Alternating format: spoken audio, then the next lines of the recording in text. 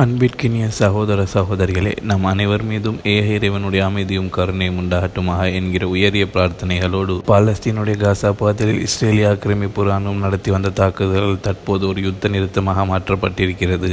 யுத்த நிறுத்தம் ஆரம்பிக்கப்பட்டு இன்றோடு 29வது நாளே நாங்கள் கடந்து கொண்டிருக்கக்கூடிய இந்த சந்தர்ப்பத்தில் என்ன நடக்கிறது பாலஸ்தீனத்தில், என்ன நடக்கிறது பாலஸ்தீனத்தை ஒட்டிய சர்வதேச நிலப்பரப்பில் என்கிற செய்திகளைத்தான் பார்க்க இருக்கிறோம். குறிப்பாக பாலஸ்தீனத்தில் இன்றைக்கு இஸ்ரேலிய ஆக்கிரமிப்பு இராணுவம் யுத்த நிறுத்தத்தை மீறி தாக்குதலை நடத்தியிருக்கிறது.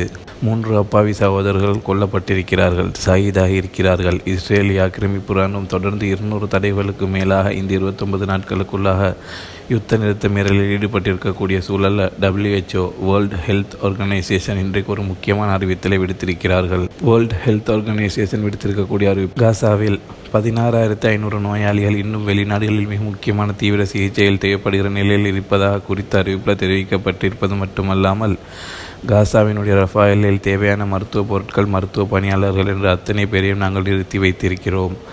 ஆனால் எங்களுக்கு உள்ளே நுழைவதற்கான அனுமதி மறுக்கப்பட்டு கொண்டே இருக்கிறது என்கிற குற்றச்சாட்டை இன்றைக்கும் WHO முன்வைத்திருக்கிறது. ரஃபா உள்ளிட்ட கரீம், அபு சலீம் உள்ளிட்ட எல்லா கடவைகளும் ஓப்பன் செய்யப்பட வேண்டும். அப்படி செய்கிற பட்சத்தில் தான் காசா அப்பாவிகளுக்கான உதவிகளை எங்களால் முழுமையாக செய்ய முடியும் என்கிற செய்திகளை இன்றைக்கு பாலஸ்தீனம் தொடர்பாக WHO வெளியிட்டிருக்கக்கூடிய அறிவிப்பில் சொல்லியிருக்கிற அதே நேரம் இஸ்ரேல் மீதான எதிர்ப்பலைகள் சர்வதேச அளவில் சர்வதேசம் சாதாரணமாக இன்றைக்கு மாறியிருக்கிறது. இறைவன் செய்த மாபெரும் அருளாக இருக்கிறது. ஏன்னா இஸ்ரேல்னா யாரு, யூதன்னா யாரு, சியோனிஸ்ட்னா யாரு என்கிறது எல்லாம் அப்பாவி சாதாரண மக்கள் வரைக்கும் புரிந்து கொண்டு விட்டார்கள். இதனால் சர்வதேச மட்டத்தில் இஸ்ரேல் என்கிற நாட்டின் மீதான எதிர்ப்பை தாண்டி அவர்களுடைய ஒவ்வொரு குழுக்கள் மீதான எதிர்ப்பலைகளும் மிக வீரியமாக முன்னெடுக்கப்பட்டு வருகிறது. அந்த அடிப்படையிலே கால்பந்து போட்டிகள், ஃபுட்பால் மேட்ச் பல நாடுகளில் நடக்கக்கூடிய சந்தர்ப்பத்தில் ஃபுட்பால் போட்டிகளில் இருந்து இஸ்ரேலிய ஃபுட்பால் டீமை மொத்தமாக ஒதுக்குவதற்கு அயர்லாந்து முடிவெடுத்திருக்கிறது.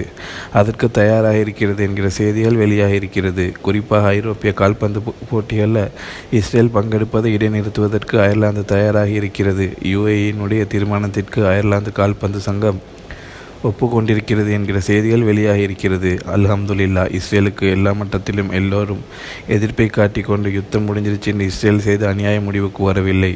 அவர்கள் மீதான மிக தெளிவான எதிர்ப்புகளை சர்வதேச மட்டத்தில் சர்வதேச நாடுகள் காட்டி கொண்டிருக்கின்றன என்கிற செய்திகள் வெளியாகி கொண்டிருக்கக்கூடிய சூழலில் காசாவிலும் வெஸ்ட் பேங்க் பகுதியிலும் ஒரு கருத்து கணிப்பு எடுக்கப்பட்டிருக்கிறது.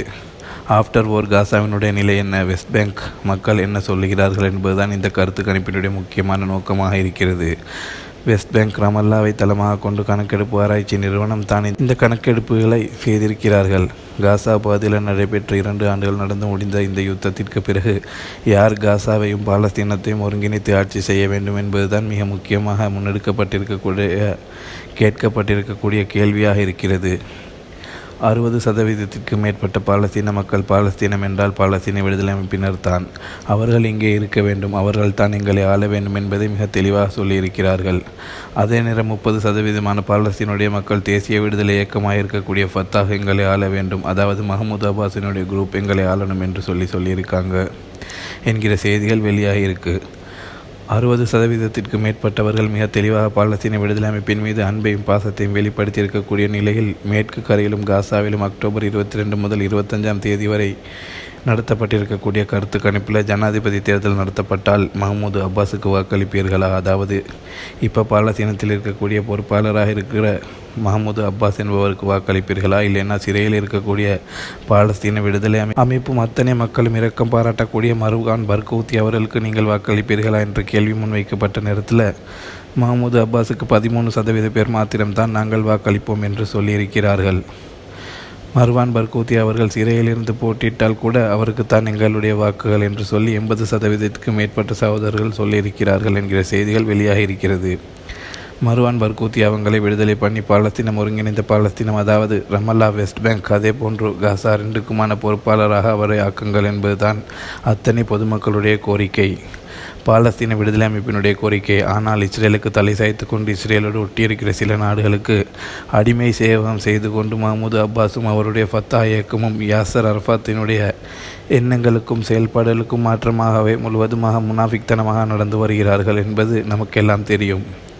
80% பாலஸ்தீனர்கள் மஹமூத் அப்பாஸ் உடனடியாக பதவி விலக வேண்டும் என்று சொல்லியிருக்கிறார்கள்.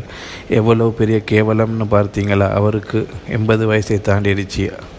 அப்படியான சூழலை வயசுக்காவது பொறுப்பை கொடுத்து இனிமேலாவது பாலஸ்தீனம் நல்லா இருக்கட்டும்னு அவர் ஒதுங்கி இருக்கலாம். ஆனால் கடைசி நிமிஷம் வரைக்கும் நான் தான் பிடிச்சிக்கிட்டு நிற்கிறாரு. ஆனால் அங்கே இருக்கக்கூடிய பொதுமக்கள் 80க்கும் மேற்பட்டவர்கள் இந்த ஆள் ராஜினாமா பண்ணி தொலைய மாட்டார் என்று சொல்லி ரொம்ப வெறுப்பு காட்டியிருக்கிறார்கள். மக்களுடைய 100% வெறுப்பை சம்பாதிக்கிறார் என்பது நமக்கு புரிய முடிகிற அதே நேரத்தில் இன்றைக்கு யாரும் எதிர்பார்க்காத விதமாக துருக்கி ஒரு அற்புதமான அறிவிப்பை விடுத்திருக்கிறது. இஸ்தான்புல்லில் இருக்கக்கூடிய அரச வழக்கறிஞர் அலுவலகம் வெளியிட்டிருக்கக்கூடிய அறிவிப்பில் பாலஸ்தீன அப்பாவி சகோதரர்களுக்கு எதிராக இனப்படுகொலை செய்த குற்றச்சாட்டில் இஸ்ரேலிய பிரதமர் பெஞ்சமின் நெத்தன்யாஹூ, இஸ்ரேலுடைய பாதுகாப்பு அமைச்சர் இஸ்ரேலி காட்ஸ், தேசிய பாதுகாப்பு அமைச்சராக செயல்படக்கூடிய இத்தாமர் பென்கவிர், தலைமை தளபதியாக இராணுவத்தில் செயல்படுகிற இயால் ஜமீர் ஆகிய 4 பேரோடு கிட்டத்தட்ட 37 இஸ்ரேலிய அதிகாரிகளுக்கு எதிராக கைது வாரண்டுகளை பிறப்பித்திருக்கிறார்கள். இவங்களை யாருக்கும் இஸ்தான்புல்லுக்குள்ள தேக்கிக்குள்ள நுழைஞ்சாலும், தேக்கியினுடைய வான்பரப்பை பயன்படுத்தினாலும், என்ன பண்ணினாலும் அவர்களை துருக்கிய காவல்துறை உடனடியாக கைது செய்ய வேண்டும் என்பதுதான் அற்புதமான ஒரு அறிவிப்பாக இருக்கிறது. ஆக்கிரமிப்பினுடைய அதாவது இஸ்ரேலுடைய தலைவர்கள், தளபதி அத்தனை பேருக்கும் இதே போன்று சர்வதேச நாடுகள் எல்லோரும் அந்தந்த நாட்டிலும் அரெஸ்ட் வாரண்ட் பிறப்பிக்க வேண்டும் என்கிற கோரிக்கையை பாலஸ்தீன விடுதலை அமைப்பினர் இன்றைக்கு விடுத்திருக்கிறார்கள். அதாவது இன்டர்நேஷனல் கோர்ட், சர்வதேச நீதிமன்றம் அவர்கள் கைது செய்ய வேண்டும் என்று சொல்லியிருக்கிறார்கள். அந்த அடிப்படையில் நியூயார்க்குக்கு வந்தால் நான் கைது பண்ணுவேன் என்று மிக தெளிவாக நியூயார்க் நகரத்தினுடைய புதிய மேயராக தெளிவாக இருக்கக்கூடிய, ஜனவரியில் பதவியை ஏற்றுக்கொள்ள இருக்கக்கூடிய ஜஹ்ரான் மம்தானி மிக தெளிவாக சொல்லியிருக்கிறார். இதை தாண்டி சர்வதேச நீதிமன்றத்திற்கு கண்ட்ரோல் ஆகக்கூடிய எல்லா நாடுகளும் கைது செய்வதற்கு தயாராக இருக்கிறது. ஈவன் இந்த வாட்டி அவர் அமெரிக்கா போகும்போது தெளிவாக பிரான்சினுடைய வான்பரப்பை தவிர்த்துக்கிட்டு தான் போனார். ஏன்னா பிரான்சும் கைது பண்ணுவதற்கு வாய்ப்பு இருக்கிற அச்சம் பெஞ்சமின் நெத்தன்யாஹூவுக்கு இருக்கக்கூடிய சூழலில் தான் இன்றைய நாள் வெளியாகிருக்கக்கூடிய துருக்கியினுடைய அறிவிப்பு பாராட்டுக்குரிய. இதே அறிவிப்பை அரபு நாடுகளுக்கு நெத்தன்யாஹூ போறாரோ இல்லையோ, அரபு நாடுகளும் விடுக்க போது அது கண்டிப்பாக ஒரு பெரிய இஸ்ரேலுக்கு எதிரான அழுத்தத்தை உண்டாக்கும். யுத்தம் முடிந்தாலும் இஸ்ரேலுக்கு எதிரான மக்கள் இஸ்ரேலை புரிந்து கொள்கிற தன்மை குறையவில்லை. அதுதான் மிகவும் பாராட்டுக்குரியதாக இந்த சந்தர்ப்பத்தில் நம்ம பார்க்கிற அதே நேரத்தில் இஸ்ரேலுடைய சைக்கிள் ஓட்ட போட்டி அணி அவர்களுக்கான ஸ்பான்சர்ஷிப்பை கனடாவினுடைய ஸ்பான்சர் வழங்கிய விவசாய உற்பத்திகளுக்கான நிறுவனம் இடைநிறுத்துவதாக இன்றைக்கு அறிவித்திருக்கிறது. இஸ்ரேலுடைய பிரீமியர் டெக் சைக்கிள் ஓட்டுதல் குழுவினுடைய முக்கியமான ஸ்பான்சராக கனடாவை சேர்ந்த விவசாய தயாரிப்பு நிறுவனமாக இருக்கக்கூடிய பிரீமியர் டெக் என்கிற நிறுவனம் தான் முழுவதுமாக செயல்படுகிறது. இந்த பிரீமியர் டெக் நிறுவனம் இஸ்ரேல் காசாவில் செய்த இன அழிப்புக்கு காரணமாக இனிமேல் இஸ்ரேலுடைய சைக்கிள் ஓட்ட பந்தய அணிக்கான எங்களுடைய எந்த விதமான ஸ்பான்சர்ஷிப்பையும் நாங்கள் கொடுக்க மாட்டோம் என்று இடைநிறுத்தியிருக்கிறார்கள். மொத்தத்தில் ஃபுட்பாலுக்கான ஸ்பான்சர்ஷிப்பும் இல்லாமல் போகுது, இந்த விளையாட்டுக்கான ஸ்பான்சர்ஷிப்பும் இல்லாமல் போகுதுன்னா வேறு யாராவது காசை கொடுப்பான் என்று நம்ம புரியக்கூடாது. ஒரு நிறுவனம் இந்த மாதிரி ஒரு நிலை எடுக்கிறாங்கன்னா அந்த நாட்டுக்குள்ளே இஸ்ரேலுக்கு கடுமையான எதிர்ப்பு இருக்குது என்று அர்த்தம். அதுதான் இந்த இடத்துல இருக்கக்கூடிய முக்கியமான டர்னிங் பாயிண்ட்டாக இருக்கிறது. எனவே இஸ்ரேல் என்றால் யார், அவங்க செய்த குற்றம் என்ன என்பது யுத்தம் முடிந்தாலும் அற்புதமாக எல்லா மக்களும் புரிந்து கொள்கிறார்கள் என்கிற நிலையில் இஸ்ரேலிய இராணுவம் தான் காசாவுக்கு தேவையான உணவு விநியோகத்தை கையாளும் என்கிற ஒரு தன்னிச்சையான அறிவிப்பை இன்றைக்கு இஸ்ரேலிய ஆக்கிரமிப்பு இராணுவம் விடுத்திருக்கிறது. இதனை பாலஸ்தீன விடுதலை அமைப்பு கண்டித்திருக்கிறது. அரபு நாடுகளும் கண்டிக்க வேண்டும் என்று சொல்லியிருக்கிறது. சமாதான உடன்படிக்கை பிரகாரம் UNRWA என்கிற ஐநாவினுடைய அமைப்பு தான் இதை செய்ய வேண்டும் என்கிற நிலையில் நாங்கள் தான் இனிமேல் எல்லாத்தையும் கண்காணிப்போம் என்று தன்னிச்சையாக இவர்கள் சொல்லியிருப்பது பாலஸ்தீனத்திற்கான உரிமை மீறுவதாகவும் என்று பாலஸ்தீன விடுதலை அமைப்பினர் இன்றைக்கு சொல்லியிருக்கிறார்கள். பொறுத்திருந்து பார்ப்போம் அடுத்தடுத்து என்னவெல்லாம் நடக்கிறது என்பதை. பாலஸ்தீனம் தொடர்பாக மிக அந்யோன்யமான நிலைப்பாடுகளை பல நாடுகள் எடுத்து கொண்டிருக்கிறது. பாலஸ்தீனத்திற்கான விடிவுக்கான ஒரு பாய்ச்சலாக இதையெல்லாம் நாம் பார்க்க முடியும். பாலஸ்தீன அப்பாவிகளுக்கு தொடர்ந்தும் பிரார்த்தனை செய்யுங்கள். பாலஸ்தீன அப்பாவிகளுக்காக பிரார்த்திக்கிற அதே நேரம் இராணுவத்திற்கு எதிராக சுருத்துன் நாசிலாவை ஓதுவதோடு பாலஸ்தீன மக்களுக்காக ஜனநாயக ரீதியாகவும் தொடர்ந்தும் குரல் எழுப்புவோமாக.